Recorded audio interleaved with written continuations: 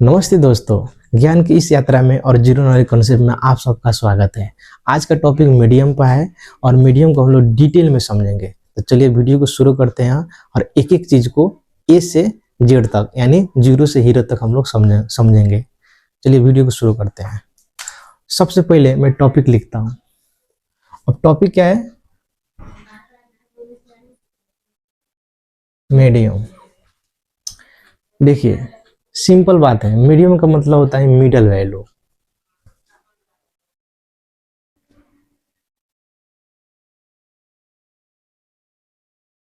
क्या? Middle value का मतलब हो गया कि बीच वाला। हम लोग का बस मिडल वैल्यू निकालना है। सपोज मैं 3 नाम लिखता हूं, जैसे एक राम हो गया, एक श्याम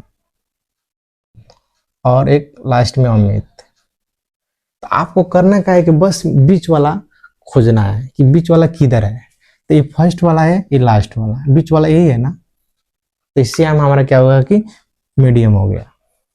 अब डाटा से समझते हैं। तो मैं डाटा आपको पहले से बता दिया हूँ कि data individual series, continuous series और डिस्क्रीट सीरीज। ठीक है, तो सबसे पहले हम लोग क्या करते हैं, डाटा के हिसाब से एग्जाम में किस तरीके का आपको क्वेश्चन आता है उस हिसाब से हम लोग क्या करेंगे, सॉल्व करेंगे।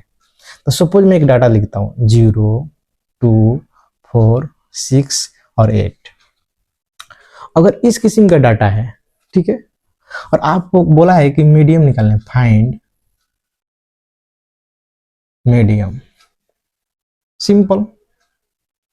तो सबसे पहले आपको ध्यान देना है कि डाटा, आपको क्या देखना है, सबसे पहले डाटा को देखिए, डाटा अरेंज है कि नहीं, एक ऑर्डर में लिखा है कि नहीं।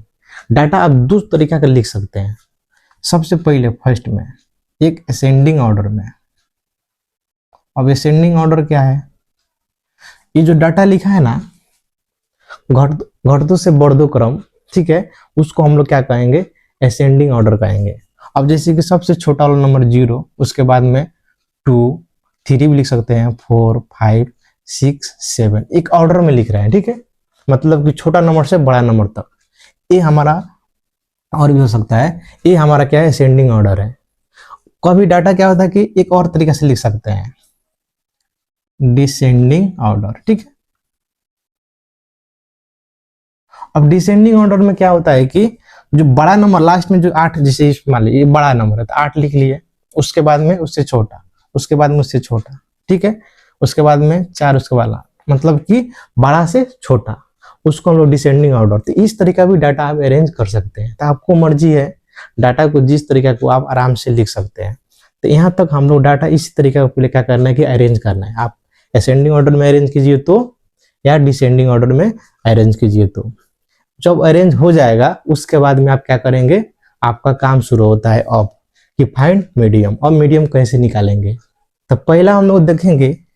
अगर आपको नॉर्मली मैं बताता हूँ, अगर इस टाइप का कोई डाटा हो तो आपको दिख रहा है कि फर्स्ट वाला है और ये भी लास्ट, ये भी नहीं होगा, ये भी नहीं होगा और ये भी नहीं होगा, बीच वाला यही वैल्यू है 4। तो ये हमारा क्या होगा, 4 हमारा क्या हो जाएगा, मीडियम।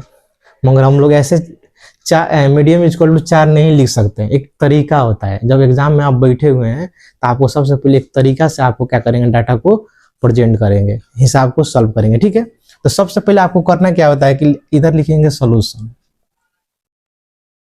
एक एक चीज मैं आपको बता रहा हूँ। ठीक है, ये डाटा है, बस क्या लिखेंगे, सोल्यूशन। उसके बाद में लिखना है साइज ऑफ मीडियम। ये फॉर्मूला होता है, इसका फॉर्मूला होता है कि n+1 डिवाइड बाई 2। इधर ts लिखेंगे, ये लिखेंगे टर्म। अब इधर n लिखा है, n+1, इधर हम लोग फॉर्मूला हो गया। तो n किसको कहेंगे, n का मतलब होता है कि सब नंबर को काउंट कीजिए, कितना नंबर है। ठीक है, तो देखिए 1, 2, 3, 4, 5, अगर 6 होता तो 6, 7 होता तो 7 लिखते n इक्वल टू, मगर हमारे हमारे पास कितना है, 5 है, तो इधर n इक्वल टू कितना लिखेंगे, 5। यहां तक समझ आ रही है ना? ठीक है, उसके बाद में पहले इसका साइज निकाल लेते हैं। तो n कितना है, 5, फॉर्मूला में ऑलरेडी 1 है, 2 ts। अब क्या है कि 5 को और 1 को जोड़ दे कितना हो जाएगा, 6।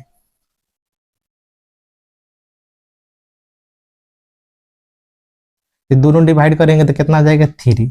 इसको थर्ड लिखेंगे, थर्ड टर्म, ठीक है। तो ये थर्ड टर्म हो गया। तो ये हमारा यहाँ तक मीडियम नहीं है, ये बोल रहा है कि यहाँ तक साइज निकल गया। तो अब बोल रहे हैं कि आप जाइए डाटा को देखिए 3 नंबर वाला डाटा कौन है, ठीक है। तो आप जाके इसमें चेक करेंगे। ये बोल रहे बस आपको इंस्ट्रक्शन दिया, एक ऑर्डर दिया, आप जाओ जाके चेक करो आप डाटा कि 3 नंबर वाला नंबर कौन है। अगर जो नंबर 3 नंबर वाला में जो बैठा होगा वही हमारा क्या हो जाएगा, मीडियम होगा। तो सिंपल चीज है, पहले लिख लेते हैं मीडियम, देयरफॉर इक्वल टू क्या हो गया कि 3 नंबर बोल रहा है ना, तो 1 2 3, तो 3 नंबर कौन है, 4 है। तो हमारा क्या हो जाएगा, 4 मीडियम हो जाएगा आंसर। इस तरीका को आप क्या करेंगे, हिसाब को सॉल्व करेंगे। यहां तक तो आपको कंफ्यूजन कोई नहीं होगा, ठीक है। अब क्या होता है, प्रॉब्लम क्या है कि मैंने बोला कि ये नंबर फुट है, जैसे कि ये जोड़ा है, ठीक है, और ये भी जोड़ा है, लास्ट में एक 8 फुट है। तो फुट का मिडिल वैल्यू निकालने में आसानी होता है, मगर जब सब जोड़ा जोड़ा हो उस टाइम आप क्या करेंगे, तो उसके लिए भी आपको लॉजिक बता देता हूं। मैं इसको मिटा रहा हूं, ठीक है, आपको समझाने के लिए। तो सबसे पहले आपको करना क्या है,